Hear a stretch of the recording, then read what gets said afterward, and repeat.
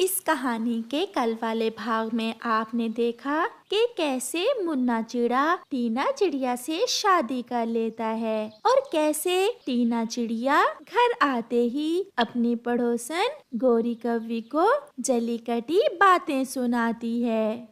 मैं काम पर जा रहा हूँ। टीना और मुन्ना उठे तो उनसे कहना कि कुछ लकड़ियाँ ले आएं। अभी नई नई शादी हुई है उनकी, आप जाएं, मैं लकड़ियां ले आऊंगी। फिर चुन्ना काम पर चला जाता है। चुन्ना घने जंगल से ऊपर गुजर रहा था कि एक लाल तोता बहुत तेज उड़ता हुआ आ रहा था। उस तोते का ध्यान दूसरी तरफ था और वो सीधा आकर चुन्ने चिड़े से टकरा जाता है। दोनों का बहुत खतरनाक एक्सीडेंट होता है। तोता घायल हो जाता है और चुन्ने चिड़े की वही मृत्यु हो जाती है। चुन्ने की पत्नी रानो चिड़िया जंगल में लकड़ियाँ काट रही थी जब मिठू तोता वहाँ आता है।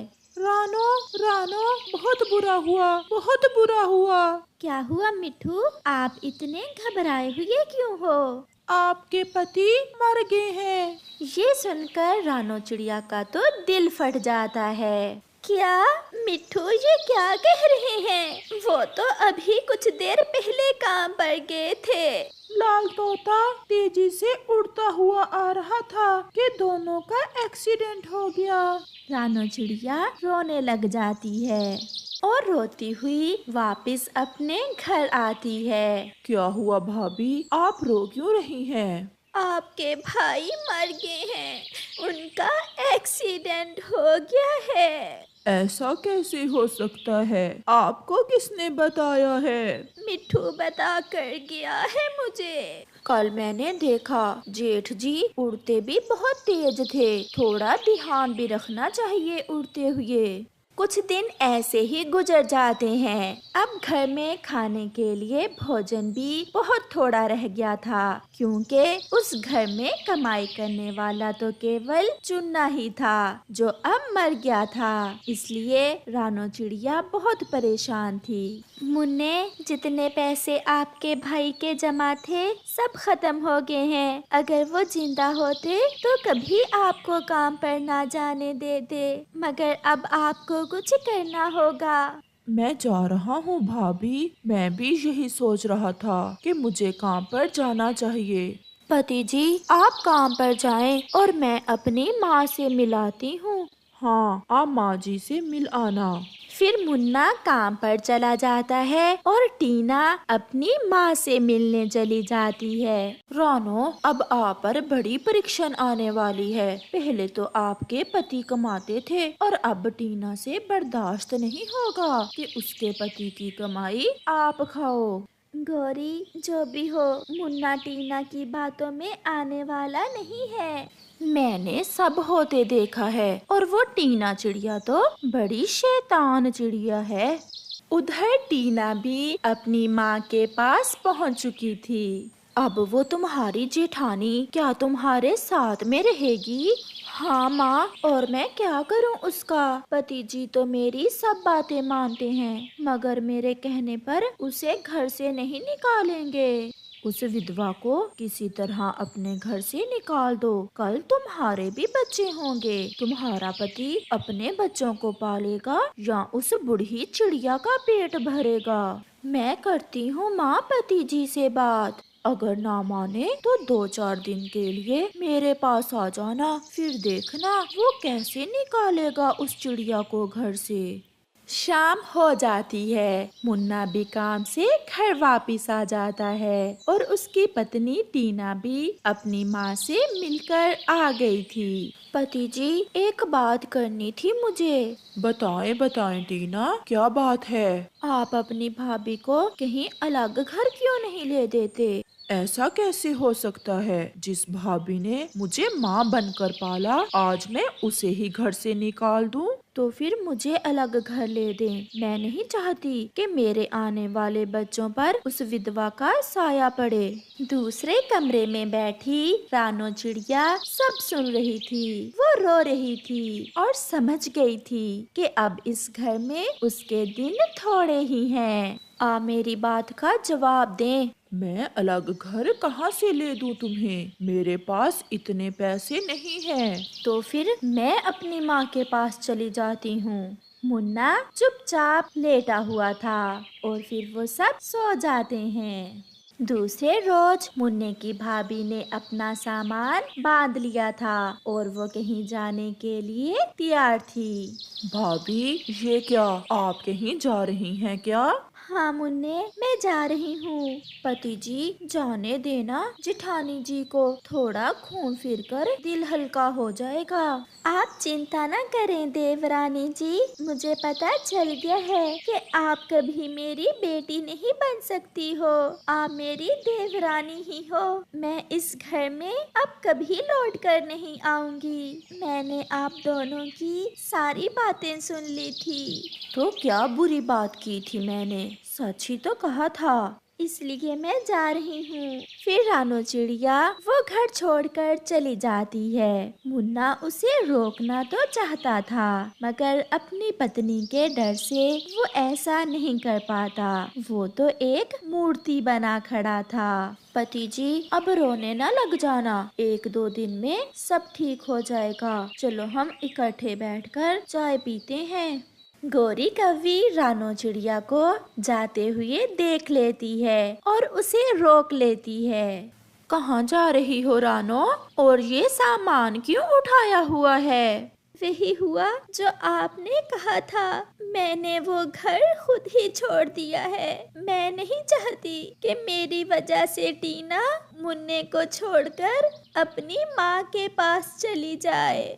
मुझे सब पता चल गया है। आप चले मेरे साथ मेरे घर। हमने बचपन साथ गुजारा, जवानी साथ गुजारी, और अब बढ़ापे में जुदा क्यों हो?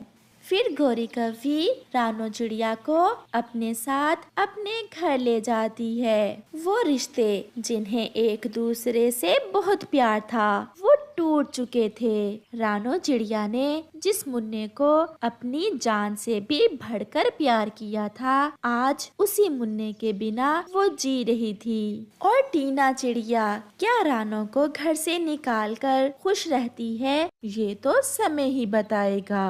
रानो चिड़िया का पति 3 दिन पहले एक पेड़ से टकराकर मर गया था। रानो चिड़िया बिल्कुल अकेली हो गई थी। रानो चिड़िया अंडे देने वाली थी और फिर से उसका जीवन खुशियों से भरने वाला था। लेकिन जंगल में बारिशें शुरू हो गई थी और रानो का घोंसला कच्चा था। ये घोंसला तो कुछ ही दिनों में घिर जाएगा। इस घोंसले में मैं अंडे कैसे दे सकती हूँ? अंडों को तो किसी सुरक्षित जगह की जरूरत होती है। रानो चिड़िया गौरी कव्वी के घर जाती है और दरवाजे पर दस्तक देती है। गौरी कव्वी बाहर आती है। क्या हुआ चिड़िया, इतनी बारिश में मेरे दरवाजे पर क्या कर रही हो? गौरी बहन, आप बता सकती हो कि आसपास कोई सुरक्षित जगह कौन सी होगी जहाँ पर मैं घोंसला बनाकर अपने अंडे दे सकूं?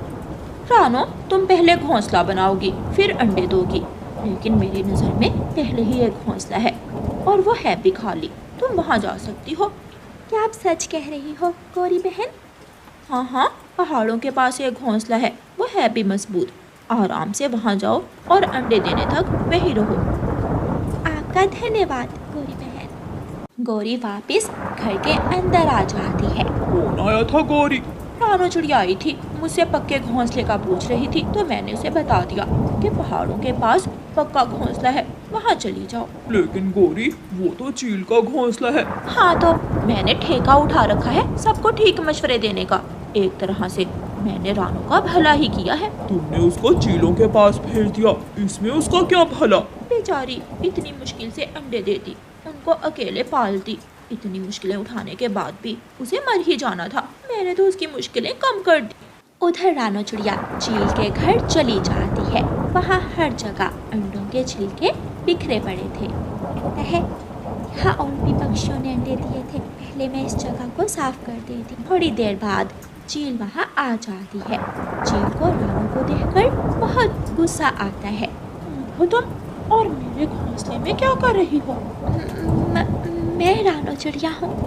मैंने अंडे देने थे तो मैं कोई सुरक्षित जगह ढूंढ रही थी।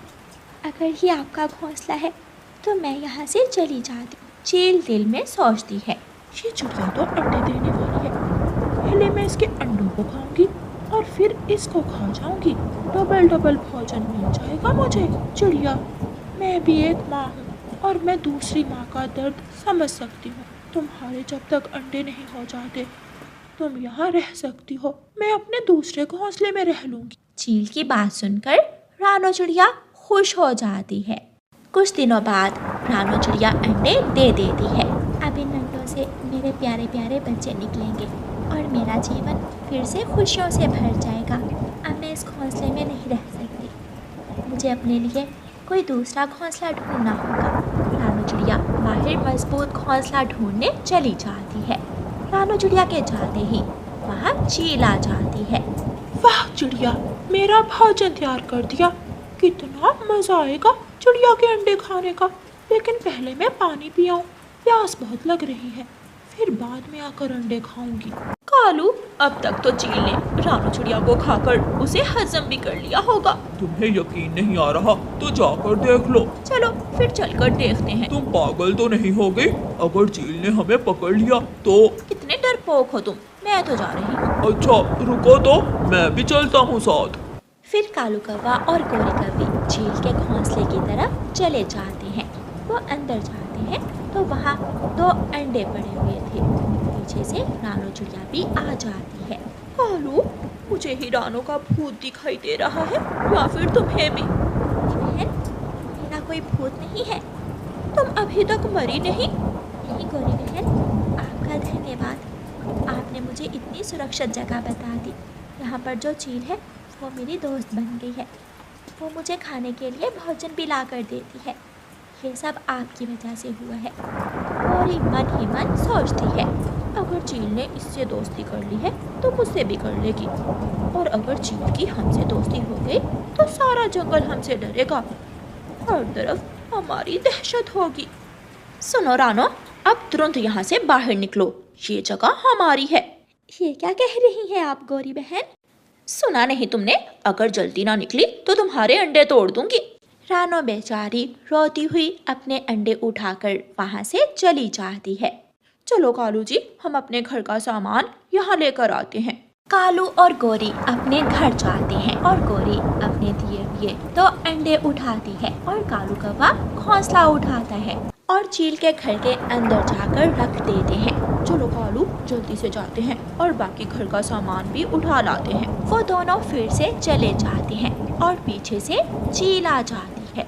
ये रानो की बच्ची अभी तक आई नहीं। मैंने तो सोचा था दोनों को इकट्ठा खाऊंगी।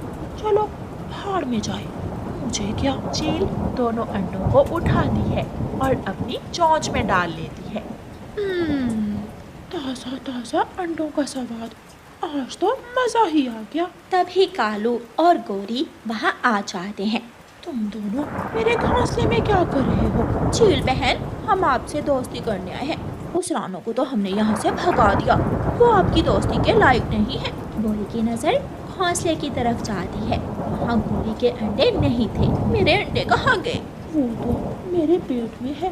गंदी चील, मेरे मासूम बच्चों को इस दुनिया में आने से पहले ही खा गई हो तुम।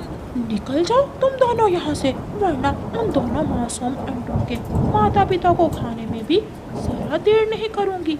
फिर कौवा और कौवी जंगल में सेब, केले और खुबानी के पेड़ तो थे, लेकिन एक बड़ा आम का पेड़ था जो हमेशा सूखा रहता था। काफी सालों से उस पर एक भी आम नहीं लगा था। उसी पेड़ की एक डाल पर रानो चिड़िया का घर था। हरियाली तोती रानो चिड़िया के घर आम लेकर आती है। रानो बहन, मैं तुम्हारे लिए आम लेकर आई। आपका धन्यवाद हरियाली बहन, जब से इस पेड़ से आम लगना बंद हुए हैं हमने तो आम ही नहीं खाए। माँ, ये कौन सा फल है? मैंने तो ये पहले कभी नहीं खाया।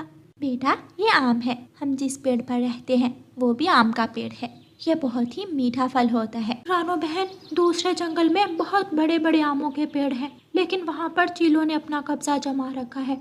जंगल के बहुत से पक्षी मुफ्त आम खाने के लिए अपनी जान खतरे में डालकर वहाँ चले जाते हैं। मुझे भी हैरानी होती है, ऐसे पक्षियों पर अपनी जान की भी परवाह नहीं करते। अच्छा रानो बहन, मैं चलती हूँ, घर पर बच्चे अकेले हैं। रुको हरियाली बहन, मैंने चावल बनाए हैं। मिठू भाई को मेरे हाथ के चावल बहुत पसंद है। हाँ हाँ दे दो, तुम्हारा भाई खुश हो जाएगा। फिर रानो चिड़िया हरियाली को चावल देती है और हरियाली घर चली जाती है। कुकू आम खाना शुरू करता है। मम्मा, ये तो बहुत मजे का फल है। काश हमारे पेड़ पर भी ऐसे फल लगते, फिर मैं रोज खाता इनको। कालू कौवा और गौरी कौवी फिर से दूसरे जंगल जाने का प्लान बनाते हैं। कालू, मैं जल्दी जल्दी से आम तोड़ लूंगी और तुम आसपास का ध्यान रखना। पिछली बार तुम वही आम खाना शुरू हो गए थे, इसलिए हम पकड़े गए। वो तो मिन्नतें करके हम छूट गए, लेकिन अगर इस बार पकड़े गए तो जान से जाएंगे। अगर इतनी फिक्र है तो जा क्यों रही हो? क्यों ना जाऊं मैं, मुफ्त में आम खाने को मिल रहे हैं। अगर तुम पैसों के लाकर दे सकते हो तो ला दो। नहीं नहीं, मैं तो मजाक कर रहा था। चलो जल्दी से चलते हैं। फिर दोनों पति पत्नी दूसरे जंगल चले जाते हैं। गौरी कौवी टोकरी में आम तोड़ने लगती है और कालू आसपास की निगरानी करने लगता है। अचानक कालू की नजर गौरी के पीछे पड़ती है। गौरी के पीछे चुपके से चील आकर बैठती है। गौरी, अरे, गले में कंडा अटक गया है क्या? अपने पीछे देखो। गौरी अपने पीछे देखती है तो वहाँ पर चील बैठी हुई थी। चील गौरी पर हमला करती है। गौरी जल्दी से वहाँ से उड़ जाती है। उसके हाथ में जो आमों की टोकरी थी वो भी गिर जाती है और जो एक आम उसकी चोंच में था वो लेकर भाग आती है। बुलबुल का बेटा बुलबुला कालू कौवे के घर के पास ही बैठा था। मीठी मीठी मजे की खुशबू तो गौरी आंटी के घर से आ रही है। बुलबुला कौवों के घर जाता है और जाकर दरवाजे पर दस्तक देता है। कालू कौवा दरवाजा खोलता है और बुलबुला घर के अंदर चला जाता है। गौरी आंटी, इस फल की बाहर तक खुशबू आ रही है, मुझे भी ये खाना है। नहीं बेटा, ये बहुत खट्टा है, बच्चे ये नहीं खाते। मुझे भी खाना है। गौरी कौवी दिल में सोचती है, अपनी जान खतरे में डालकर मैं ये फल लेकर आई हूँ, तुझे तो हरगिज नहीं दूंगी, खाऊंगी तो मैं खुद ही। अच्छा बच्चे, चुप कर जाओ, आधा मैं खा लूँ, आधा तुम खा लेना। गौरी आम का सारा गूदा खुद खा जाती है और गुठली बुलबुले को दे देती है। बुलबुला आम की गुठली लेकर अपने घर आ जाता है। वो गुठली खाने लगता है तो उसकी चोंच गुठली के अंदर ही नहीं जाती। अम्मा, मुझे गौरी आंटी ने ये फल दिया है, लेकिन ये तो मुझसे खाया ही नहीं जा रहा। गौरी ने तुम्हें गुठली दी है और सारा गूदा वो चालाक खुद खा गई होगी। वो तो बच्चों के साथ भी धोखा करने से बाज नहीं आती। पता नहीं क्या बनेगा उसका। रात को पापा चिड़िया घर आता है तो कुकू अपने पापा से आम खाने की फरमाइश करता है। पापा, हरियाली आंटी ने बताया था कि साथ वाले जंगल यमी यमी आम लगते हैं, मुझे वहाँ से आम ला कर दे। बेटा, वहाँ खतरनाक चीलें हैं। मुझे नहीं पता, आप और मैं कल वहाँ जाएंगे और मम्मा को मत बताइएगा, वो तो हमें जाने से पहले ही रोक देंगी। कुकू बहुत जिद करता है और उसका पापा मान ही जाता है। अगले दिन कुकू का पापा कुकू को साथ लेकर आमों वाले जंगल चला जाता है। पापा चिड़िया और कुकू एक आम के पेड़ पर बैठ जाते हैं और कुकू आम खाने लगता है। इतना स्वादिष्ट आम, पापा हमें तो यहाँ हर रोज आना चाहिए। कुकू ने अभी इतना कहा ही था कि वहाँ एक चील आ जाती है। वो कुकू पर हमला करने लगती है, लेकिन कुकू का पापा जल्दी से कुकू को बचाता है और कुकू को बचाते बचाते पापा चिड़िया का पंख घायल हो जाता है। दोनों बाप बेटा बहुत मुश्किल से अपने जंगल वापस आते हैं। कुकू के पापा, ये आपके पंख पर घाव कैसे लगा? आप दोनों तो बाजार गए थे। मम्मा, मैंने पापा से जिद की थी कि मुझे आमों वाले जंगल ले जाए, हम वहीं गए थे, मुझे नहीं पता था कि वहाँ पर जाकर ऐसा होगा। हरियाली तोती वहाँ आती है। रानो बहन, मानो भाई का घाव बहुत गहरा है, आप जल्दी से इन्हें बुलबुल डॉक्टर के पास ले जाएं। फिर हरियाली तोती ऑटो लेकर आती है और वो सब ऑटो में बैठ जाते हैं और बुलबुल डॉक्टर के घर चले जाते हैं। घाव बहुत गहरा है, लेकिन आप फिक्र ना करें, मेरे पास जड़ी बूटियों वाली दवा है जो घाव पर लगाने से घाव जल्दी ठीक हो जाता है। बुलबुल डॉक्टर दवा पापा चिड़िया के पंख पर लगाती है और बाकी की दवा टेबल पर रख देती है। बुलबुल का पंख लगने से टेबल हिलता है और दवा की बोतल टेबल से नीचे गिरती है और नीचे रखे पौधे पर जा गिरती है। वो पौधा दवा गिरते ही हरा भरा हो जाता है। वो सब ये देखकर हैरान हो जाते हैं। बुलबुल डॉक्टर, ये पौधा इतनी जल्दी हरा कैसे हो गया? मैं कब से ऐसी जड़ी बूटियों वाली दवा बनाना चाहती थी जो सूखे पेड़ पौधों में फिर से जान डाल दे, लेकिन हर बार कुछ ना कुछ गलत हो जाता है। लगता है मैंने जो दवा अब बनाई है इसमें हर चीज मुनासिब मिकदार में मौजूद है। डॉक्टर बुलबुल अपनी कामयाबी पर बहुत खुश थी। रानो चिड़िया के दिमाग में एक विचार आता है और वह बुलबुल डॉक्टर की बनाई हुई दवा सूखे आम के पेड़ पर डालती है। कुछ ही दिनों बाद वो पेड़ फिर से हरा भरा हो जाता है और उस पर मीठे मीठे रस भरे आम लगते हैं और जंगल के सभी पक्षी खुशी खुशी आम खाते हैं। प्यारे दोस्तों, इस कहानी को लाइक, अपने दोस्तों के साथ शेयर और चैनल को सब्सक्राइब करना बिल्कुल मत भूलना। आपका धन्यवाद।